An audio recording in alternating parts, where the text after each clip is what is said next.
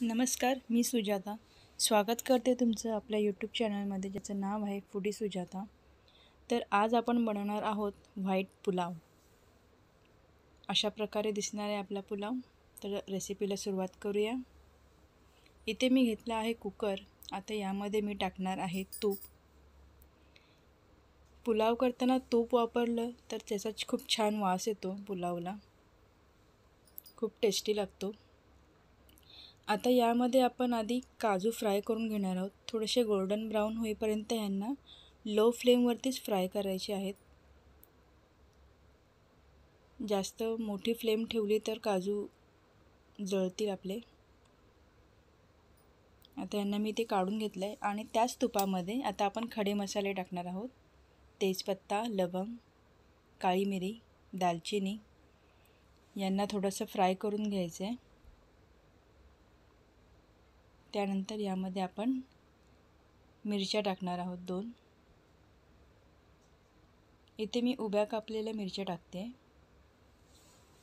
जेणेकरून त्या भातातून व्यवस्थित काढता याव्यात. आता इथे कांदा टाकायचा आहे आपल्याला. कांदा थोडा फ्राय करून घ्यायचा आहे. थोडा वेळ कांदा फ्राय केल्यानंतर त्यामध्ये आपण टाकणार आहोत आलं, लसूण आणि मिरची. या सगळ्यांना मिळून मी बारीक पेस्ट बनवली, ती आपण इथे टाकणार आहोत. व्यवस्थित हलवून घ्यायचं आहे. आलं आणि लसूणचा कच्चा स्मेल गेला पाहिजे.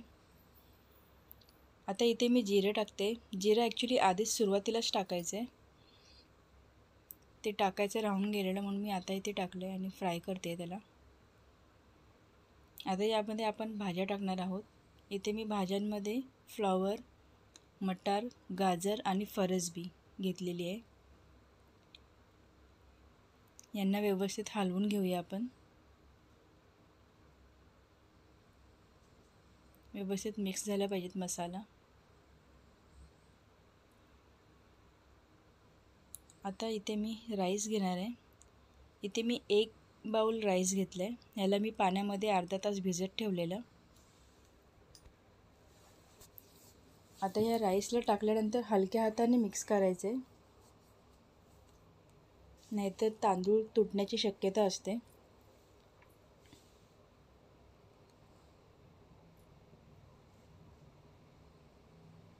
आता आपण जे फ्राय केलेले काजू होते ते इथे टाकणार आहोत. पुन्हा एकदा मिक्स करून घेऊयात.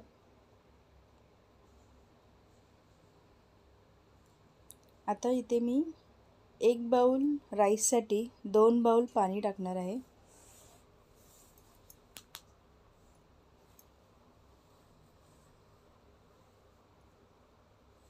थोडंसं हलवून आता त्यामध्ये मी टाकणार आहे मीठ. चवीनुसार मीठ टाकायचं आहे.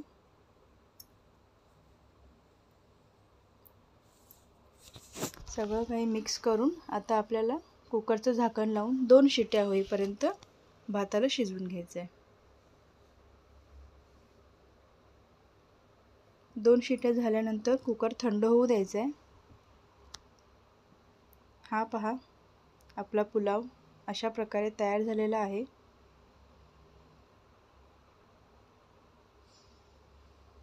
कसा व्यवस्थित सुटसुटीत झालं आहे. तर कशी वाटली तुम्हाला रेसिपी नक्की कळवा.